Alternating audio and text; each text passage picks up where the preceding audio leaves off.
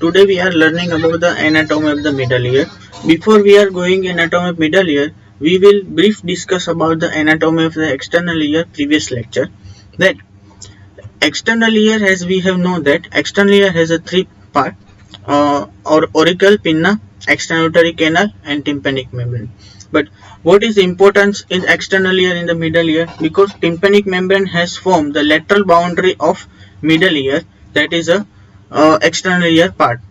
Okay, now we are discussing the some brief point about the external ear that we have learned previously, that external ear has a congenital and structural abnormality, and we are then identified by this congenital structural abnormality by audiological and radiological investigation, and that are the audiological investigation are otoacoustic emission, BERA and pure tone audiometry, and radiological investigation are CT scan and MRI that we can discuss previous slide. Now we are discussing the anatomy of middle ear. The middle ear is a main component of ear, and it has a main mechanism is conduction of the sound that from the external ear to middle ear, and middle ear has a ossicle that conduction of the sound from middle ear to via vibration of middle ear ossicles to the inner ear. Okay, now we are discussing the middle ear, that embryology of middle ear cleft, all boundaries of middle ear, mastoidentrum, ossicles, then vascular supply, nerve supply, lymphatic supply of middle ear. Then we can discuss the mucosal fold of middle ear, which are severely important in the middle ear surgeries and surgical anatomy of the middle ear. Now we are going through that middle ear. The middle ear has, as we know that middle ear has that cavity that can separate the surrounding structure. That superiorly middle ear is separated by the middle cranial fossa. Anteriorly middle ear that are connecting with the tympanomandibular joint, that called the temporomandibular joint, and posteriorly is separated from the mastoid system. Inferiorly separated from the jugular bulb, and that the also middle ear is separated by the inner ear. So when there is a disease in the middle ear, that can be transmitted in the surrounding structure, and that will also disease occur. Embryology. Now we are discussing the embryology of the middle ear. The middle ear that are malleus and incus, that are developed from the first pharyngeal arches. Then stapes are developed from the second pharyngeal arches, except its footplate and annular ligament, which are developed from the otic capsule. Another derivative that develop from the first and second pharyngeal arches are that we are seeing here. This is a middle ear ossicles. This is a Meckel's cartilage. This is a head of malleus and manubrium malleus, incus, anterior malleolar ligament, and mandible. They are developed from the first pharyngeal arches. Then development from the second pharyngeal arches are Richer's cartilage, stapedius muscle, and stapes, and others are stylomandibular ligament. Okay. Now we are discussing that the derivative of the first and second pharyngeal branchial arches are that we have known that Meckel's cartilage, malleus, incus, mandible, and intermalleolar ligament and sphenomandibular ligament. And second pharyngeal arches are Richer's cartilage, stapes, styloid process, lesser corner of the hyoid, and stylohyoid ligament. The post-traumatic nerve and pre-traumatic nerve of the first and second pharyngeal arches are seen in slide. That post-traumatic nerve of the first pharyngeal arches are mandibular nerve, and the pre-traumatic nerve are coda tympani, that branch of facial nerve. And post-traumatic branch of second pharyngeal branches are seventh nerve, that is a facial nerve, and pre-traumatic nerve are the tympanic branch of ninth nerve, and also arterial supply of the second pharyngeal arches are the stapedial artery. Now we are discussing about the middle ear cleft. Middle ear cleft is not only the middle ear cavity, but middle ear cleft that include the structure of, that is a pharyngotympanic tube or eustachian tube, middle ear cavity proper, that is a adytus antrum, mastoidentrum, and mastodorsal system. Adytus is a main function that connect the middle ear cavity to mastoidentrum. Okay. Now middle ear cavity is divided into the four parts, that are the epitympanum, mesotympanum, and the hypotympanum and retrotympanum. Epitympanum. Epitympanum, that area that are the situated above the level of pars tensa. Mesotympanum, that area that are situated at the level of pars tensa of tympanic membrane. Hypotympanum is that area that is situated below the level of the pars tensa. And protympanum, the protympanum which are situated at the tympanic orifice of the eustachian tube. They are the subdivision of the middle ear cavity. Now we have known that middle ear is a six-sided box cavity that has a roof, floor, then anterior wall, posterior wall, and medial and lateral wall. Okay, the roof of the middle ear cavity. Roof of the middle ear cavity. This is a roof of the middle ear cavity, which is separated by the middle canal fossa. Okay, that is separated by the middle canal fossa by the thin bony plate called as a tegmen tympani, and also posteriorly it extends up to the mastoid antrum or mastoid air cell system. That is the main, that if any erosion of the tegmen tympani, then can be middle ear disease can transmitted into middle cranial fossa. Then floor of the middle ear cavity. The floor or inferior wall of the middle ear cavity has situated jugular bulb. Okay. Then anterior wall of the middle ear. Anterior wall of the middle ear that separate the middle ear cavity from the internal carotid artery. It has a two opening where is situated there. There is a this superior opening or upper opening. There is a situated tensor tympani muscle and lower opening for the bony part of the eustachian tube. Now posterior wall.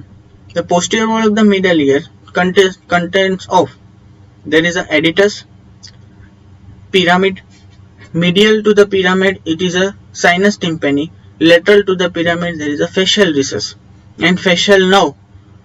And there is a, what is a adytus? As we know that adytus that connect the attic with mastoid antrum. Pyramid, this is the pyramid.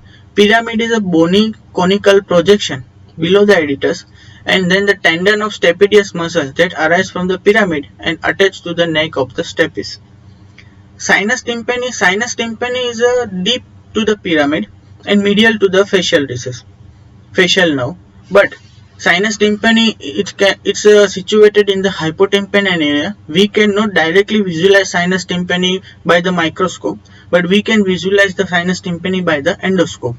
And what is sinus tympani? As we have seen in the slide, that sinus tympani has a boundary. Sinus tympani, the superiorly there is a ponticulus, inferiorly there is a subiculum, laterally there is a mastoid segment of the facial nerve, and medially there is a posterior semicircular canal. Okay, and then facial nerve that we have seen that is just behind the pyramid, and the facial recess is lateral to the pyramid. But what is important of the facial recess in sinus tympani, because this is a hidden area, we cannot find the disease at that area. So we have to identify this disease by the endoscopically as 0 degree, 30 degree, 45 degree or 90 degree endoscope, and we can remove the disease. Boundary of the facial recess that medially by the vertical part of the seventh nerve, laterally by the chorda tympani, and above there is a fossa incudis. Now medial wall of the middle ear. Medial wall of the middle ear, the consist part of, there is a oval window, round window, promontory. Here is a processus cochleariformis and the facial nerve, vertical part of the facial nerve. We are described the each structure. Oval window. There is a oval window into which there is a situated the footplate of stapes. Round window there is a covered by the secondary tympanic membrane. Promontory where the bulge due to the basal coil of the cochlea. Here is a cochlear turn and is a basal turn of the cochlea. Then facial nerve is a come, and its vertical part of the facial nerve comes throughout the stylomastoid foramens and enter into the parotid gland. Here is a chorda tympani nerve. Then processus cochleariformis. Processus cochleariformis is situated just anterior to the oval window. Now there is a tendon of tensor tympani. This tendon of tensor tympani can attach to the malleus head, neck of the malleus. There is a lateral wall that is formed by the tympanic membrane, and scutum is a smaller part. There is a bony outer attic plate. Now we are discussing about the mastoid antrum. Mastoid antrum is a large air cavity which connect the editors to the attic. Okay, and there is a separated the tegmen antri. Tegmen antri, which is a continue with the tegmen tympani, which separate the middle ear cavity from the middle cranial fossa. Now there is a laterally this form the McEwan's triangle. At the birth of time, it is a 2 mm thickness. Then it's increase 1 mm thickness per year, and until it reaches the till adult side 12 to 15 mm thickness. It's called as a McEwan's triangle. The McEwan's triangle boundary of the McEwan's triangle are there is a superior temporal line, then posterior segment of the bony external canal, and the tangent line drawn from the posterior border of the external canal. These are the three structures that form the McEwan's triangle, that also called as the supraparietal triangle. Normally, the mastoid is a flattened and non-ciliated epithelium without the goblet or mucous gland. We are doing the mastoid surgery, modified radical mastoid surgery to this here region. What is the importance of this McEwan's triangle? If there is a mastoid infection, is mostly due to the secondary to the otitis media. It's difficult to treat, but we are drilling in this region and remove the disease from the entire region. Proper drainage of the pus from the mastoid is required from the suprameatal triangle is the most common indication, but there are high chances of injury of the facial nerve in this region. Okay. Now, as we have discussed the 6-wall bony cavity, that superiorly the tympanic cavity or middle ear cleft separated the middle cranial fossa, inferiorly floor that separate the tympanic cavity, middle ear cavity from the jugular bulb, digastric muscle, sternomastoid muscle. Anteriorly they separated to the entire carotid artery. Laterally there is a tympanic membrane that further connect external auditory canal and postural skin, medially by the posterior cranial fossa and posteriorly by the sigmoid sinus. Now we are discussing about the mastoid air cell system. There is a editus ad antrum, as we know that the opening which editus ad antrum that connects attic through the antrum. Okay, here we can see the corner septum. Corner septum, which is formed by the petrous and squamous part of the temporal bone. Here we are seeing the temporal bone, here the air cell system, the temporal bone. The most commonly are the involving the air cell system are the petrous apex cell, peritubal cell, mastoid tip cell, retrofacial cell, perisinus, periantral, sinodural angle cell, squamous cell. Now we are discussing about the ossicle of middle ear. As we have known that there is a 3 ossicle, the malleus, incus and stapes. Now we are describing all each ossicles. Malleus has a head, neck, anterior process, lateral process and manubrium, also called as a handle. Then incus has a short process, body, long process and lenticular process. The lenticular process of incus is connect with the stapes, head. Stapes has an anterior posterior crura, then anterior crura and footplate of the stapes. As we have divided the middle ear cavity into the 3 parts, epitympanum, mesotympanum, hypotympanum. These are structure include epitympanum include the head of malleus, body of incus and some part of the ligament and muscular fold. The ligament and muscular fold we are discussing in the later slide. Mesotympanum situated at the level of the pars tensa. That contain in the mesotympanum the ossicle structure are lateral process of malleus, then long process of incus, stapes, then oval window and round window and promontory. And we have known that hypotympanum area, which is situated at the below or floor of EAC, that contain the jugular bulb. Now, sometimes what is otosclerosis? Sometimes there is a bony fusion take between the footplate of stapes and fenestra vestibularis oval window that will lead to the otosclerosis, that will lead to the deafness and condition should be surgically treated. Now, lining of the middle ear cleft. Middle ear cleft is lined by the tympanic cavity. The anterior inferior part is lined by ciliated columnar epithelium, posterior part lined by cuboidal epithelium. Then epitympanum or mastoid air cell, which is a flat and lined by non-ciliated epithelium. Then eustachian tube, which is situated in anterior wall of middle ear cavity. It has a two part, bony part and cartilage part, which bony part is covered by the columnar ciliated epithelium and cartilage part is covered by the pseudostratified ciliated epithelium. Lymphatic drainage of middle ear, mostly the retropharyngeal and parotid lymph node, and eustachian tube is drained by the retropharyngeal lymph node. The blood supply. Middle ear is supplied by the 6 main arteries, 2 major and 4 minor arteries. The 2 major arteries are anterior tympanic branch of maxillary artery and stylomastoid branch of postauricular artery, and minor arteries that come from the middle meningeal branch of pterygoid canal, and tympanic branch of internal carotid artery. Venous drainage of middle ear is pterygoid venous plexus and superior petrosal vein. Here is the blood supply of the middle ear, which branch and parent artery and which region is supplied. Now, we can discuss about the mucosal fold and ligament. Here we can see the structure of ossicles, malleus, incus and stapes. Mucosal fold, here incus above, superior inguinal fold, behind this is superior malleolar fold. Here is a Prusak space or lateral malleolar fold. At incus boundary there is a lateral inguinal fold, and now this between the two ossicles it's called as an intraossicular fold. Medial to the incus, this fold is a medial inguinal fold. These folds are important for the pathway of the cholesteatoma spread. So we can identify in which region the cholesteatoma are and which region we have to remove the cholesteatoma disease. Now, what is a clinical anatomy? The surgical anatomy of middle ear. Mainly, as we have known that the tympanic cavity is separated anteriorly from the TM joint, posteriorly the mastodorsal system, superiorly the middle cranial fossa, and inferiorly the jugular bulb. So, and anteriorly there is a eustachian tube opening.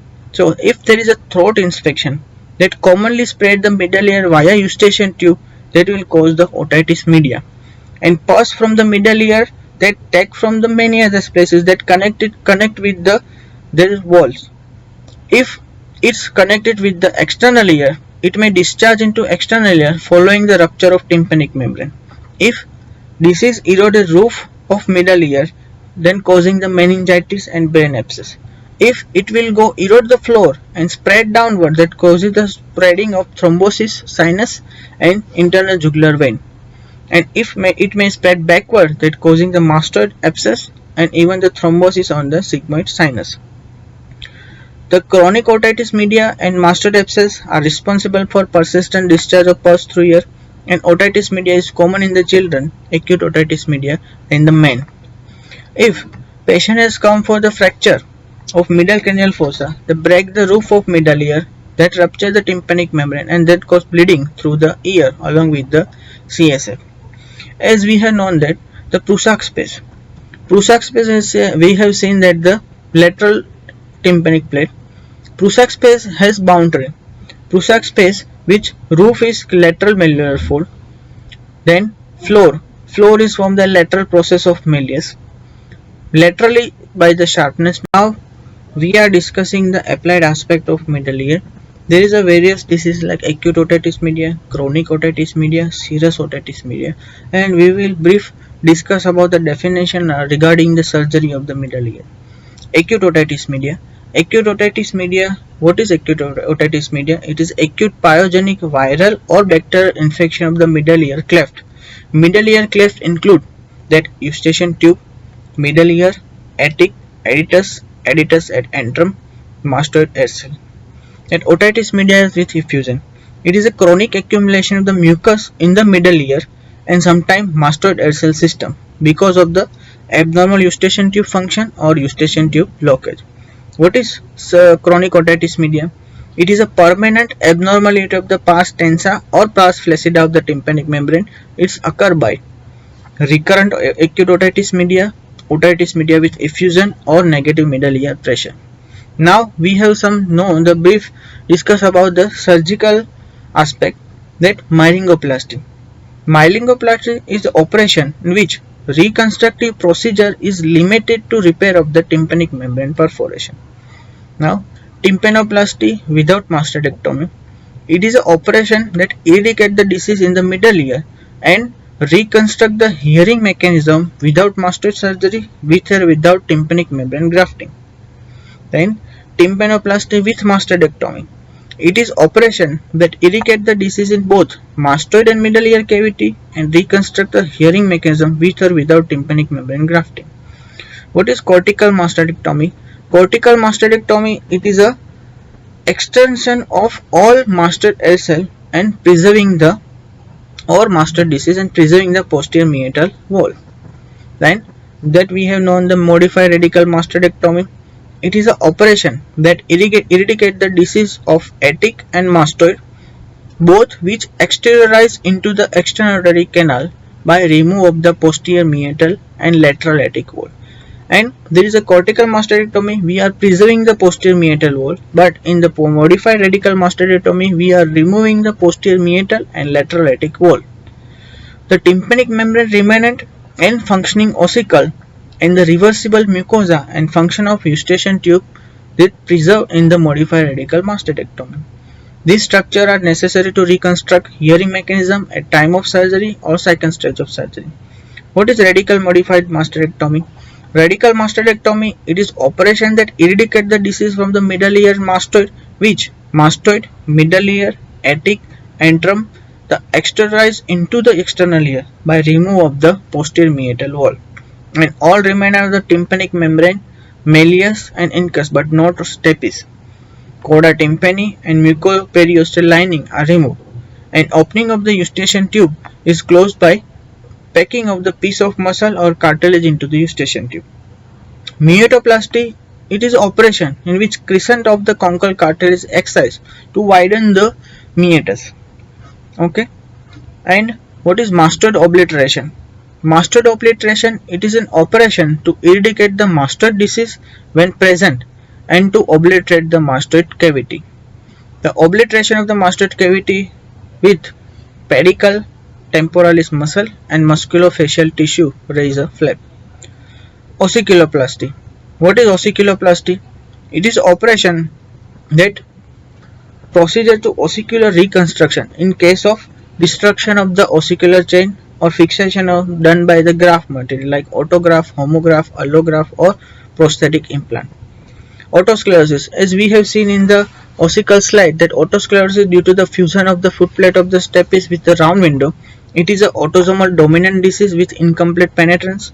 It is localized disease that bone derived from the otic capsule is characterized by alternating phase of bone resorption and new bone formation, which lamellar bone is replaced by the spongy bone. Then there is a symptom are conductive hearing loss and with intact tympanic membrane. Cholesteatoma, it is a accumulation of the desquamatized keratinized epithelium within the middle ear cleft or other pneumatized portion of temporal bone. Now, the definition of tympanoplasty is the most common procedure we are doing in the tympanic membrane perforation, that operation performed to eradicate the disease in the middle ear and reconstruct the hearing mechanism without mastoid surgery or without tympanic membrane grafting. As we have discussing about that, the middle ear cleft, 3 ossicles. Here is a superior malleolar ligament. This is a stapes footplate that situated over the oval window. Here and we can see the semicircular canal. This is a vestibule. This is the cochlea. That now is coming that vestibulocochlear nerve, and there is a facial nerve. Thank you.